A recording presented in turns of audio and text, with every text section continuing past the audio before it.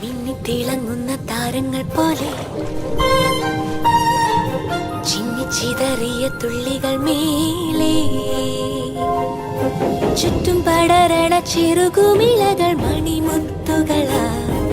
മുന്നിൽ തെളിയണ വെയിലൊളിയത് സ്വപ്നങ്ങളാ കേട്ടറിഞ്ഞ പഴങ്കഥയിലെ പവിഴമണി